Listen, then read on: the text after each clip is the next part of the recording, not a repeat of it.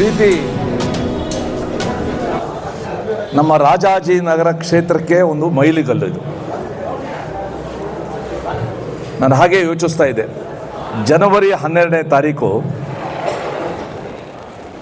ಇದಕ್ಕಿದ್ದಕ್ಕೆ ಈ ಕಾರ್ಯಕ್ರಮನ ಇಲ್ಲಿ ಶುರು ಮಾಡಿದ್ವು. ನಾವು ಜನವರಿ 1ನೇ ತಾರೀಕು 2025 ಇಲ್ಲಿ ಸೇರಿದ್ವು. ನಾವು ಹೊಸ ವರ್ಷದ ಶುಭಾಶಯಗಳನ್ನ ಹಂಚ್ಕೊಂಡಿದ್ವು. ಅವತ್ತು ಈ ಜಾಗ ನೋಡಿದಾಗ ಅನ್ನಿಸ್ತು, ನಾವು ಯಾಕೆ ಇಲ್ಲಿ ಜನಸ್ಪಂದನ ಕಾರ್ಯಕ್ರಮ ಮಾಡಬಾರ್ದು ಅಂತ. ಯಾಕಂದರೆ 2024ನೇ ಇಸ್ವಿನಲ್ಲಿ ನಾವು ಜನಸ್ಪಂದನ ಕಾರ್ಯಕ್ರಮವನ್ನು ವಿವಿಧ ಭಾಗಗಳಲ್ಲಿ ಮಾಡ್ತಾಯಿದ್ವು. ಪಾರ್ಕ್ಗಳಲ್ಲಿ ಮಾಡ್ತಾಯಿದ್ವು, ಹೆಚ್ಚು ಜನ ಸೇರೋ ಕಡೆ ನಾವು ಮಾಡ್ತಾಯಿದ್ವು.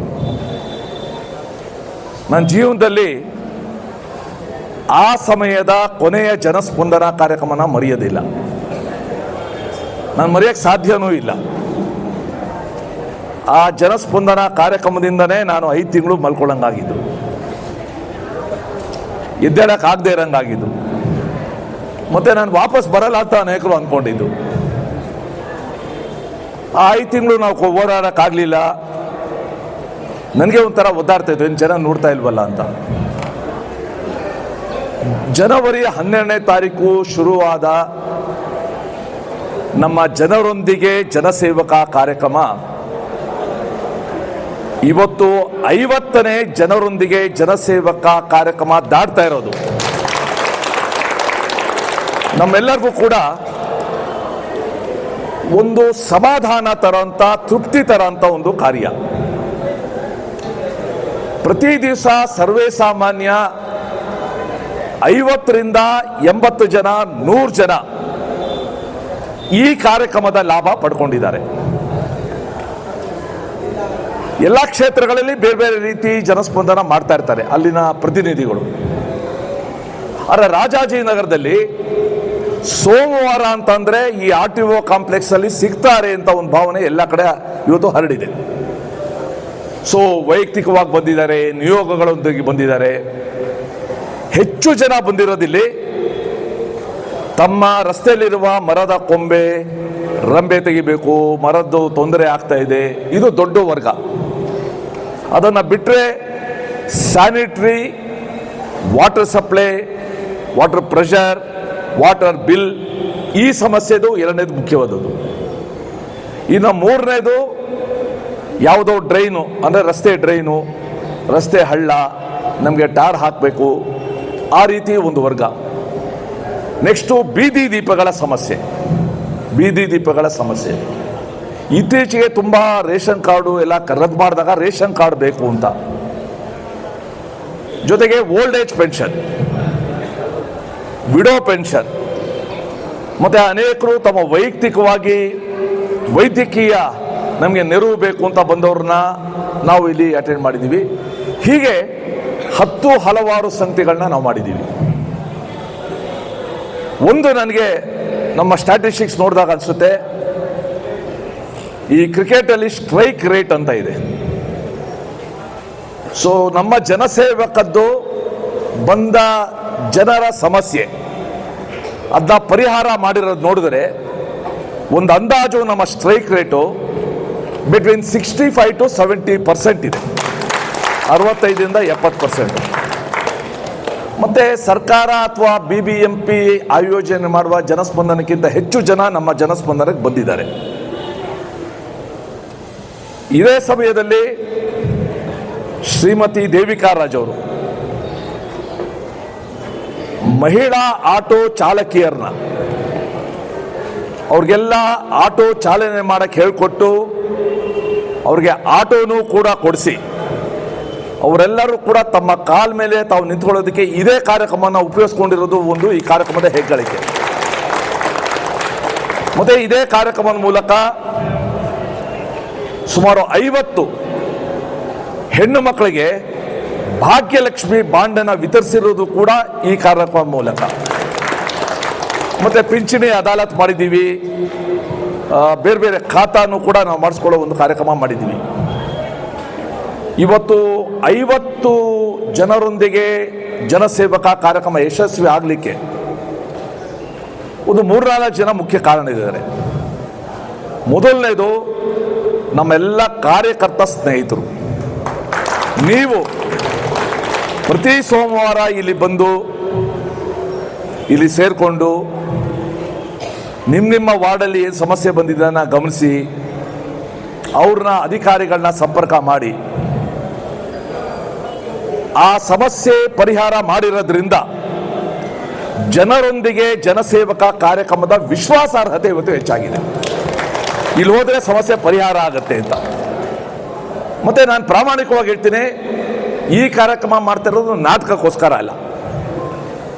ನಾವು ಬಂದವ ಪ್ರತಿಯೊಬ್ಬರನ್ನು ಕೂಡ ವೈಯಕ್ತಿಕವಾಗಿ ಕೂಡಿಸಿ ಭಾಳ ಕಳಕಳಿಯಿಂದ ಕಾಳಜಿಯಿಂದ ಅವರ ಸಮಸ್ಯೆನ ಆಲಿಸಿ ಅಧಿಕಾರಿಗಳಿಗೆ ಸೂಚನೆ ಕೊಟ್ಟು ಆ ಸಮಸ್ಯೆಗಳ ಪರಿಹಾರಕ್ಕೆ ಪ್ರಾಮಾಣಿಕ ಪ್ರಯತ್ನ ಈ ಜನರಿಂದ ಜನಸೇವಕದಲ್ಲಿ ಆಗಿದೆ. ಮತ್ತೆ ಎರಡನೇದು, ನಮ್ಮ ವಿವಿಧ ಇಲಾಖೆಗಳ ಅಧಿಕಾರಿಗಳು ಅವರು ಪ್ರತಿ ವಾರ ಕೂತ್ಕೊಂಡು ಬಂದು ನಾವು ಹೇಳಿದ ಸಮಸ್ಯೆನ ತಗೊಂಡು ಅನೇಕ ಸಲ ಸ್ಪಾಟ್ ಇನ್ಸ್ಪೆಕ್ಷನ್ ಮಾಡಿ ಆ ಸಮಸ್ಯೆನ ಪರಿಹಾರ ಮಾಡಿಕೊಟ್ಟಿದ್ದಾರೆ.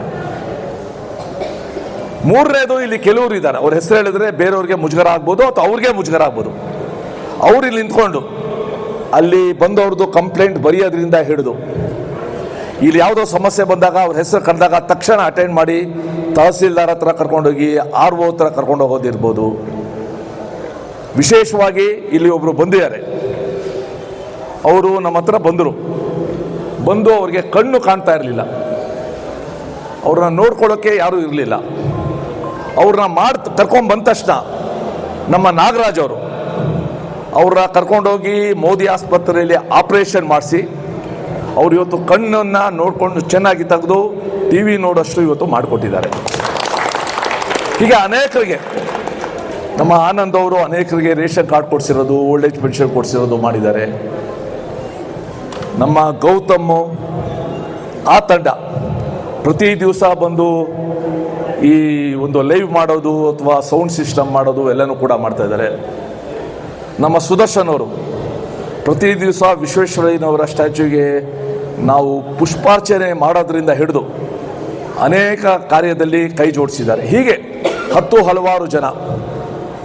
ಆಮೇಲೆ ನಮ್ಮ ಕಾಮಧೇನು ಸುರೇಶ್ ಅವರು ಪ್ರತಿ ಸಲ ಮುಗಿದಾಗ ನಮ್ಮನ್ನೆಲ್ಲ ಕರ್ಕೊಂಡು ಕಾಫಿ ಕೊಡಿಸಿದ್ದಾರೆ, ಮದ್ದೂರು ವಡೆನೂ ಕೊಡಿಸಿದ್ದಾರೆ. ಇದ್ದಾರೆ ಅವರು ತಲೆ ತಗ್ಗಿಸ್ತಾ ಇದ್ದಾರೆ. ಸೊ ಹೀಗೆ ಹಲವಾರು ಜನ. ಮತ್ತು ನಮ್ಮ ಗುರುಮೂರ್ತಿಯವರು ಪ್ರತಿ ಸಲ ನಮ್ದಾದಾಗ ಒಂದು ಒಳ್ಳೆ ಕಾಮೆಂಟನ್ನು ಕನ್ನಡದಲ್ಲಿ ಹಾಕ್ತಾರೆ, ಈ ಕೆಲಸ ಮಾಡ್ತಾ ಇರೋದು ಎಷ್ಟು ಒಳ್ಳೆ ಕೆಲಸ ಅಂತ. ಹೀಗೆಲ್ಲ ನೀವು ಬೆನ್ನು ತಟ್ಟಿರೋದ್ರಿಂದ ಈ ಕಾರ್ಯ ಯಶಸ್ವಿಯಾಗಿದೆ. ಈಗ ತಾನೇ ನಮ್ಮ EW ಹೇಳ್ತಾ ಇದ್ರು, ನಮ್ಮ 100ನೇ ಜನರೊಂದಿಗೆ ಜನಸೇವಕ ಭಾಳ ದೊಡ್ಡ ಪ್ರಮಾಣದಲ್ಲಿ ನಾವು ಮಾಡೋಣ ಅಂತ ಮಂಜುನಾಥ್ ಅವ್ರು ಹೇಳ್ತಾ ಇದ್ರು. ಅಂದರೆ ಯಾರಿಗೂ ಅವ್ರಿಗೂ ಕೂಡ ಬೇಜಾರಾಗಿಲ್ಲ ಇದು ಯಾವ್ದು ಕಾರ್ಯಕ್ರಮ ಅಂತ ಅನಿಸಿಲ್ಲ. ನನಗನ್ಸುತ್ತೆ ಪ್ರಾಯಶಃ ಏಪ್ರಿಲ್ ತಿಂಗಳಲ್ಲಿ, ಪ್ರಾಯಶಃ ಅಥವಾ ಮಾರ್ಚ್ ತಿಂಗಳು ಕೊನೆಗೆ ಇರ್ಬೋದು, ಏಪ್ರಿಲ್ ಮೊದಲನೇ ವಾರ ನಮ್ಮ ದಿನಕ್ಕೊಂದು ವಾರ್ಡ್ ನಡಿಗೆಯ 100ನೇ ದಿನಕ್ಕೊಂದು ವಾರ್ಡ್ ನಡಿಗೆ ನಡೆಯುತ್ತೆ. ಅದಕ್ಕೆ ಏನು ಮಾಡಬೇಕು ಅಂತಲೂ ಕೂಡ ನಾವು ಯೋಚನೆ ಮಾಡ್ತಾ ಇದ್ದೀವಿ. ಇವತ್ತು ನಾವು ಹೆಲ್ತ್ ಕ್ಯಾಂಪ್ ಮಾಡಬೇಕು ಅಂತ ಇದ್ವು. ಬೇರೆ ಬೇರೆ ಸಮಸ್ಯೆಯಿಂದ ನಮ್ಮ 51ನೇ ದಿನ ಜನರೊಂದಿಗೆ ಜನಸೇವೆ ಏನು ಮಾಡ್ತೀವಿ ಅಂದರೆ, ನಾಳೆಯಿಂದ ಸೆಷನ್ ಸ್ಟಾರ್ಟ್ ಆಗುತ್ತೆ ನಮ್ಮದು 6ನೇ ತಾರೀಕಿಂದ 27ನೇ ತಾರೀಕುವರೆಗೂ. 30ನೇ ತಾರೀಕು ಜನವರಿ ಸೋಮವಾರ ಬರುತ್ತೆ, 28, 20. ಅವತ್ತು ನಾವು 51ನೇ ಜನರೊಂದಿಗೆ ಜನಸೇವಕ ದಿವಸ ಚೆನ್ನಾಗಿ ನಾವು ಮಾಡೋಣ. ಈ ಕಾರ್ಯಕ್ರಮ ಮಾಡೋದು ಭಾಳ ಅಗತ್ಯ ಇತ್ತು. ಜನರೊಂದಿಗೆ ನೇರವಾಗಿ ಒಂದು ಸಂವಾದ ಮಾಡಲಿಕ್ಕೆ, ಅವರ ಸಮಸ್ಯೆ ಕೇಳಲಿಕ್ಕೆ. ಇವತ್ತು ನಂಗೆ ಭಾಳ ಖುಷಿ ಆಯಿತು, ಅವರು ಪ್ರಧಾನಮಂತ್ರಿ ಸೂರ್ಯಘರ್ ಮುಫ್ತ್ ಯೋಜನಾ ಬಗ್ಗೆ ಬಂದು ಬೀದಿ ನಾಟಕ ಮಾಡಿ ಎಲ್ಲರಿಗೂ ಕೂಡ ಒಂದು ಮಾಹಿತಿ ಕೊಟ್ಟಿದ್ದಾರೆ. ಅದೇ ಥರ ಈ ಒಂದು ಇದೊಂದು ಕಾರ್ಯಕ್ರಮನ ವೇದಿಕೆ ಮಾಡ್ಕೊಂಡು ಬೇರೆ ಬೇರೆ ಕೆಲಸಗಳು ಆಗಿದೆ. ನಾನು ಎಲ್ಲ ಕಾರ್ಯಕರ್ತ ಸ್ನೇಹಿತರಿಗೆ ನನ್ನ ವೈಯಕ್ತಿಕವಾಗಿ ಮತ್ತು ನನ್ನ ಪಕ್ಷದ ಕಡೆಯಿಂದ ನಿಮ್ಮೆಲ್ಲರಿಗೂ ಕೂಡ ಹೃತ್ಪೂರ್ವಕ ಧನ್ಯವಾದಗಳನ್ನ ಹೇಳ್ತೀನಿ. ಬಿಕಾಸ್ ಆಫ್ ಯು ಈ ಜನರೊಂದಿಗೆ ಜನಸೇವಕ 50ನೇ ದಿನ ಇವತ್ತು ಕಾಣ್ತಾ ಇದೆ. ಯಾಕಂದರೆ ಇವತ್ತು ಸಿನಿಮಾಗಳೇ 5 ದಿವಸ ನಡೆಯೋಲ್ಲ, 10 ದಿವಸ ನೋಡಿದ್ಬಿಟ್ರೆ ಭಾಳ ದೊಡ್ಡದು ಅಂತ ಅನಿಸ್ತಾ ಒಂದು ಕಾಲದಲ್ಲಿ. 50 ವಾರ ನಿರಂತರವಾಗಿ ನಡ್ಕೊಂಡು ಬರೋದಕ್ಕೆ ಮುಖ್ಯ ಕಾರಣಕರ್ತರು ಮತ್ತು ಈ ಕಾರ್ಯಕ್ರಮಕ್ಕೆ ಆಮ್ಲಜನಕನೂ ನೀವೇ, ಬೆನ್ನೆಲುಬು ನೀವೇ. ಸೊ ನಿಮಗೆ ಹೃತ್ಪೂರ್ವಕವಾದ ಧನ್ಯವಾದಗಳನ್ನ ಹೇಳ್ತೀವಿ. ಇದು ಒಂದು ಮಧ್ಯಂತರ. ಈ ಕಾರ್ಯಕ್ರಮ ಮುಂದುವರಿಯುತ್ತೆ. ಅನೇಕರು ಹೇಳ್ತಾರೆ ಇದನ್ನು ಇಲ್ಲೇ ಮಾಡೋದು ಬದಲು ಕ್ಷೇತ್ರಗಳಲ್ಲೂ ಬಂದು ಮಾಡೋದು ಅಂತ. ಅದನ್ನು ಕೂಡ ಎಷ್ಟು ಮಾಡ್ತಾರೆ. ಬಟ್ ಇಲ್ಲಿ ಕಾರ್ಯಕ್ರಮ ಮಾತ್ರ ನಿರಂತರವಾಗಿ ಮುಂದುವರಿಸಿದೆ. ಈ ಸುವರ್ಣ ಚಾನೆಲ್ದು ಒಂದಿದೆ, ನೇರ, ದಿಟ್ಟ, ನಿರಂತರ. ನಮ್ಮದು ಕೂಡ ನಿರಂತರತೆ, ಯಾವ ಸೋಮವಾರನೂ ಬಿಡದೆ ಮಾಡಿರೋದು. ಪ್ರಾಮಾಣಿಕ ಕಾಳಜಿ, ಸಮಸ್ಯೆಗಳ ಪರಿಹಾರಕ್ಕೆ ನಿಜವಾದ ಒಂದು ಪ್ರಯತ್ನ. ಆ ಜನರ ಮುಖದಲ್ಲಿ ಒಂದಾದ ಸಮಾಧಾನದ ನಗೆ ಬರಬೇಕು, ಒಂದು ತೃಪ್ತಿ ಬರಬೇಕು. ಈ ಕಾರ್ಯದಿಂದ ನಾವು ಮಾಡ್ತಾ ಇದ್ದೀವಿ. ಸೊ ನಮ್ಮ ಜನರೊಂದಿಗೆ ಜನಸೇವಕ ಇಡೀ ರಾಜ್ಯದ ಗಮನ ಸೆಳೆದಿರುವ ರಾಜಾಜಿನಗರದ ಒಂದು ಕಾರ್ಯಕ್ರಮ. ಭಾಳ ಜನ ಕೇಳ್ತಾರೆ ಹೇಗೆ ಮಾಡ್ತಾ ಇದ್ದಾರೆ, ಏನು ಕತೆ. ಇನ್ನು ಕೆಲವರು ನನ್ನ ಸ್ನೇಹಿತರು ಯಾಕೆ ಸಲ ಮಾಡ್ತೀರಾ, ಅಲ್ಲಿ ಹೋದರೆ ಬರೀ ತಲೆನೋವು, ಅನಾಸಿನ್ ತೊಗೋಬೇಕು ಅಂತಲೂ ಕೆಲವರು ಹೇಳಿದ್ದಾರೆ.